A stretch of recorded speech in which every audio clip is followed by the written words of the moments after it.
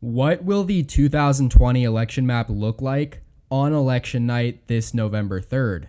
To be clear, by election night, I mean the night of November 3rd and the early morning of November 4th. President Donald Trump wasn't officially declared the projected winner of 2016's election until a little past 3 a.m.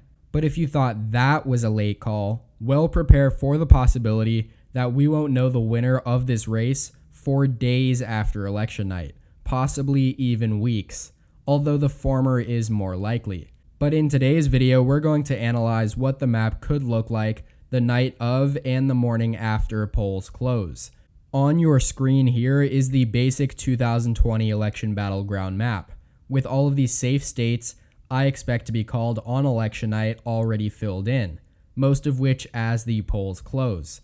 Margins will just be too big for either party in these states based on exit polls and in-person plus mail-in ballots already having been counted. What really is going to matter though is these 16 battleground states: Nevada, Arizona, Colorado, Texas, Iowa, Minnesota, Wisconsin, Michigan, Ohio, Pennsylvania, New Hampshire, Maine, Virginia, North Carolina, Georgia, and Florida. The longer it takes for calls to be made in these states, and the longer it takes for either Joe Biden or Donald Trump to be called as the winner, the legitimacy of the results will naturally begin to weaken. And that is why it is so critically important for states to count their mail-in votes as early as possible. Some states already have laws and regulations in place to do so. This Forbes article on your screen now lays out which battleground states will count their ballots before the election takes place. But unfortunately, there's only 6 of them as of right now. 7 if you include the state of Ohio, which will count ballots early but hasn't specified when quite yet. Florida, the state with the largest population and longest history of voting by mail, will start to count ballots over 3 full weeks before polls even close, which means they'll most likely have it all in on election night, and so I'll fill it out as yellow for called on the map. Colorado, Arizona, and North Carolina will begin counting about 2 weeks prior to November 3rd as well, meaning they should be called on election night.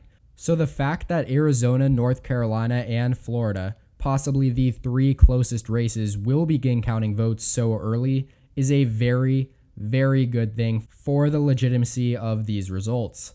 Texas and Ohio, on the other hand, will have at least been further than the other states in the counting process by election night, but whether or not they can get it done in such a short amount of time is questionable, and especially with Texas being as large of a state as it is, personally, I just don't see them getting it all done in time for a declared winner on election night, especially since polls show an incredibly tight race there.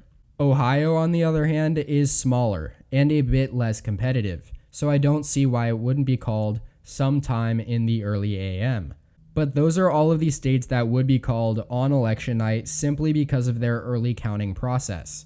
I'm also tempted to say states like Virginia, New Hampshire, and maybe even Nevada would be called just based off margins, although in-person voting numbers will just be so much different than mail-in balloting, and so we may even see Trump leading in these states at first based off of the in-person vote. That whole concept itself is called the Red Mirage and will be saved for a later video. Nevertheless, let's finish up this video by classifying all of these states in yellow right now. Colorado will be blue and Ohio will be red. North Carolina will also go in the red column as of right now by a very low margin, leaving Arizona and Florida as complete toss-ups. However, if polling trends continue and mail-in voting is incredibly present in these 2 states, I'd put them both in Biden's camp, which means that on election night, the electoral college count will be 236 to 158. And ultimately, the only real concern will be if these 4 Rust Belt states, Minnesota, Wisconsin, Michigan, and Pennsylvania, take forever to have a projected winner, especially if the results are as close or anywhere near as close as they were in 2016. But that does it for today's video.